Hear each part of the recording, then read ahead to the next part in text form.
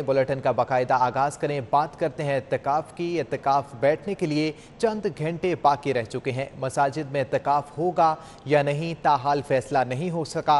शहर समेत पंजाब भर की मसाजिद में इत्तिकाफ बैठने पर हतमी फैसला ना किया जा सका। शहर की 5500 मसाजिद में इत्तिकाफ बैठने और ना बैठने का फैसला नहीं हो सका। पंजाब भर में 52,000 मसाजिद में इत्तिकाफ के लिए कोई फैसला नहीं किया जा सका। महकमा औकाफ के ज़ेर एहतमाम 437 मसाजिद में इत्तिकाफ पर पाबंदी आयद की गई है। महकमा औकाफ के अलावा मसाजिद इंतज़ामिया को इत्तिकाफ के हवाले से ताहाल आगाह नहीं किया गया। महकमा औकाफ मजहबी उमूर का नोटिफिकेशन सिर्फ 437 मसाजिद पर लागू होगा।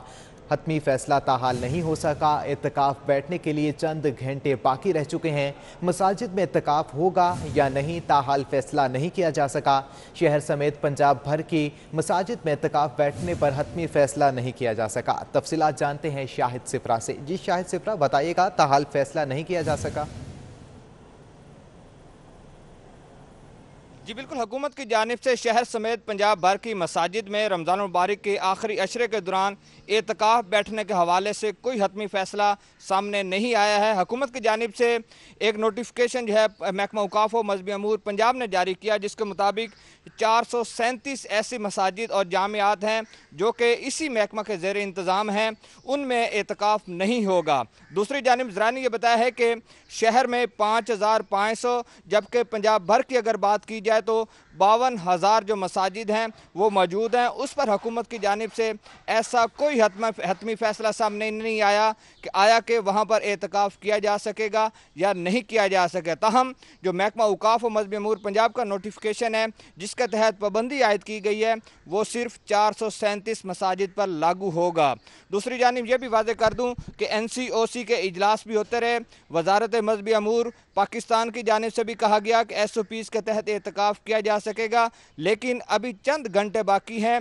नमाज असर और मगरिब के दरमियान जो एतकाफ़ पर जो शहरी हैं वो बैठ जाते हैं, लेकिन चंद घंटे बाकी होने के बावजूद हतमी फ़ैसला अभी तक सामने नहीं आया कि शहर की हज़ारों मसाजिद में जहाँ पर शहरी एतकाफ़ के ख्वाहिशमंद हैं उनको इस बात की समझ नहीं आ सकी या कोई इस तरह की बात सामने या फ़ैसला सामने नहीं आ सका कि आया कि इंतज़ामिया की जानिब से उनको एतकाफ़ पर बैठने की इजाज़त दी जाएगी या नहीं दी जाएगी। ठीक है, बहुत शुक्रिया शाहिद सिफरा, आप हमें तफसीलात से आगाह कर रहे थे। इत्तिकाफ बैठने के लिए चंद घंटे बाकी रह चुके हैं। मसाजिद में इत्तिकाफ होगा या नहीं, ताहाल फैसला नहीं किया जा सका। शहर समेत पंजाब भर की मसाजिद में इत्तिकाफ बैठने पर ताहाल हतमी फैसला नहीं किया जा सका। शहर की 5500 मसाजिद में इत्तिकाफ बैठने और ना बैठने का फैसला नहीं हो सका। पंजाब भर में 52,000 मसाजिद में इत्तिकाफ के लिए कोई फैसला नहीं किया जा सका। महकमा औकाफ के ज़ेर एहतमाम 437 मसाजिद में इत्तिकाफ पर पाबंदी आयद की गई है। महकमा औकाफ के अलावा मसाजिद इंतज़ामिया को इत्तिकाफ के हवाले से आगाह नहीं किया गया। महकमा औकाफ मजहबी उमूर का नोटिफिकेशन सिर्फ 437 मसाजिद पर लागू होगा। वफाकी हुकूमत ने शहर की हज़ारों मसाजिद के लिए इत्तिकाफ पर हतमी प्लान नहीं दिया।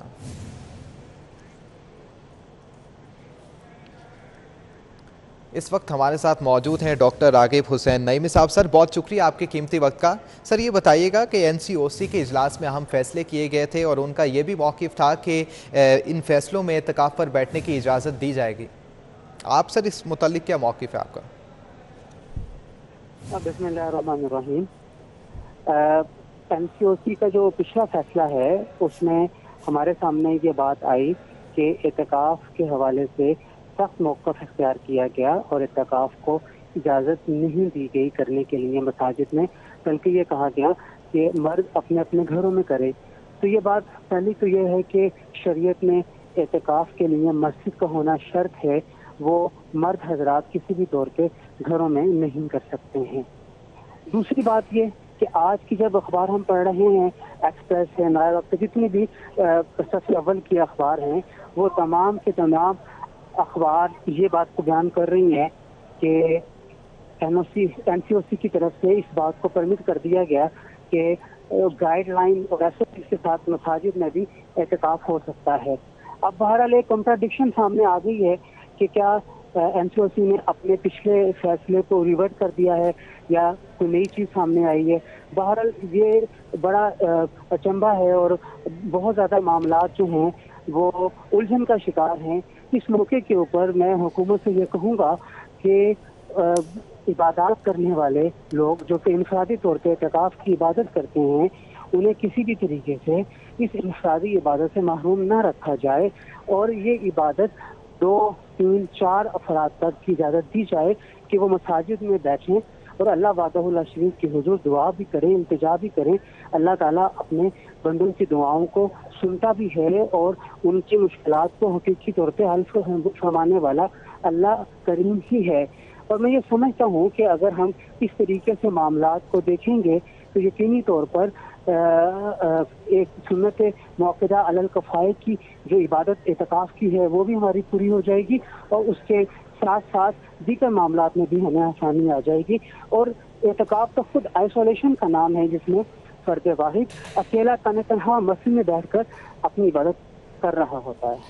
ठीक है, बहुत शुक्रिया डॉक्टर रकीब हुसैन नईमी साहब आपका, आप हमें मज़ीद तफसीलात से आगाह कर रहे थे।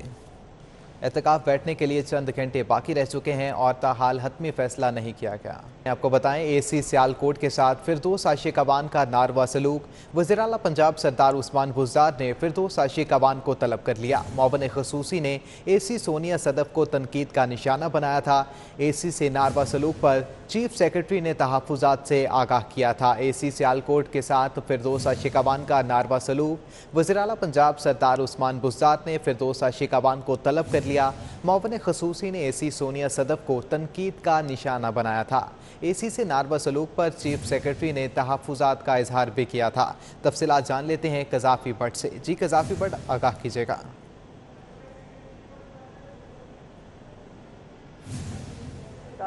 करेंगी और मुलाकात के अंदर इसी मामले के ऊपर बात की जाएगी कि कल एसी सियालकोट के साथ जो सलूक किया गया उसके ऊपर जो तहफ़्फ़ुज़ात ब्यूरोक्रेसी की जानिब से आए हैं उस पर उन्हें हदायत जारी की जाएंगी। और जो ज़राए हैं उनका ये कहना है कि फिरदौस आशिक अवान को ब्यूरोक्रेसी के ऊपर हाथ हौला रखने की जो है वो हदायत जारी की जाएगी। ठीक है, बहुत शुक्रिया कज़ाफ़ी भट्ट, आपका हमें अपडेट कर रहे थे।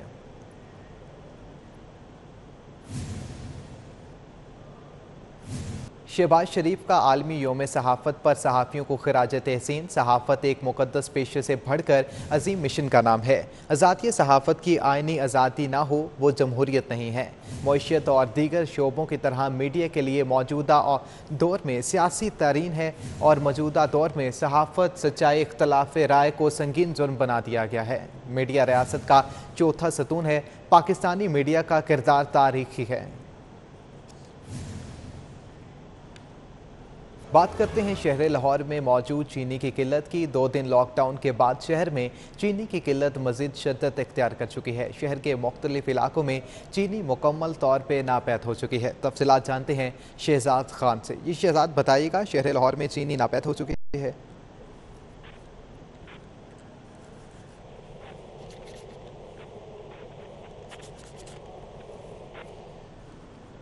2 दिन लॉकडाउन के बाद शहर में चीनी की किल्लत मज़ीद शिद्दत इख्तियार कर चुकी है। शहर के मुख्तलिफ इलाकों में चीनी मुकम्मल तौर पर नापैद हो चुकी है और रमज़ान बाज़ारों में यूटिलिटी स्टोर्स पर तवील कतारें भी लग चुकी हैं। और 2 दिन के लॉकडाउन के बाद शहर लाहौर में चीनी की किल्लत शिद्दत इख्तियार कर चुकी है।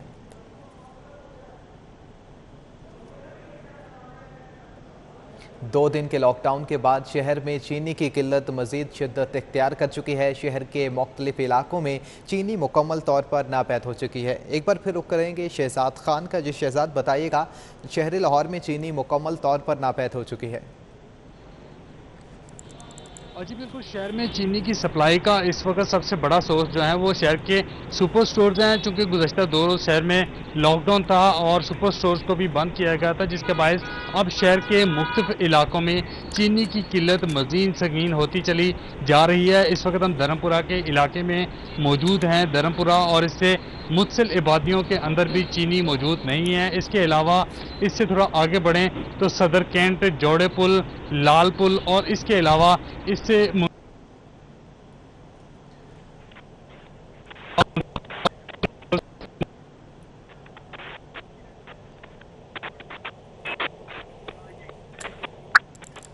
ठीक है शहजाद खान, बहुत शुक्रिया आपका। रुक करते हैं मक्का कॉलोनी का, जहां पर चीनी की किल्लत का सिलसिला बदस्तूर जारी है और चीनी की किल्लत हर तरफ फैल चुकी है। तफसीलात जानते हैं फसीउल्लाह से।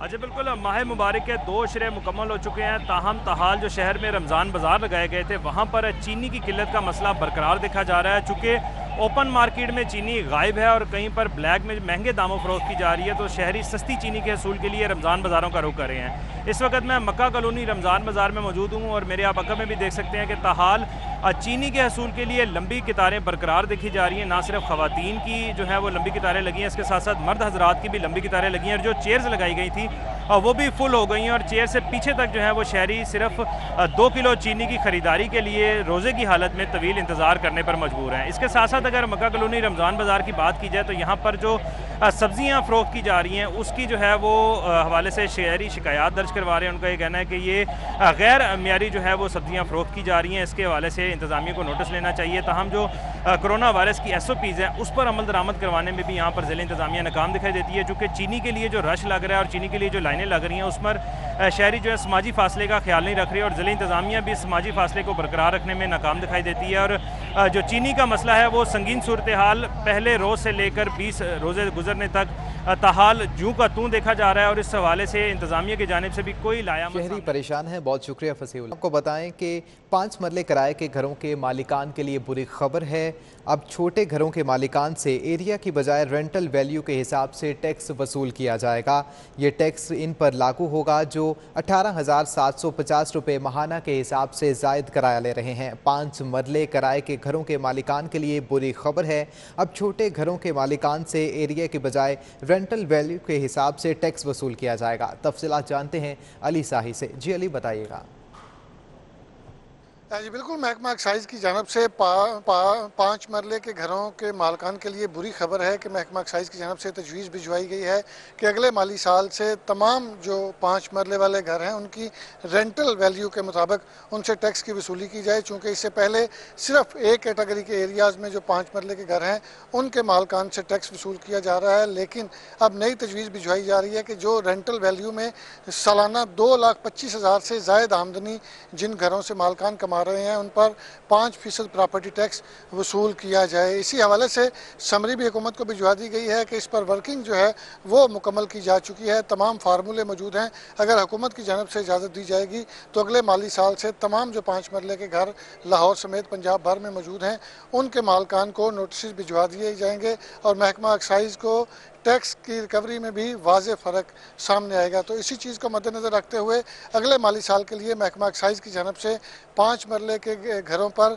रेंटल वैल्यू के हिसाब से टैक्स की वसूली की तजवीज़ दी गई है, ना कि सिर्फ एक कैटेगरी के घरों से जो इससे पहले टैक्स वसूल किया जा रहा है उसको ख़त्म करके नई तजवीज़ पर अमल दरामद के लिए महकमा एक्साइज की जानब से समरी हुकूमत को अरसाल कर दी गई है। ठीक है, अली साही आपका।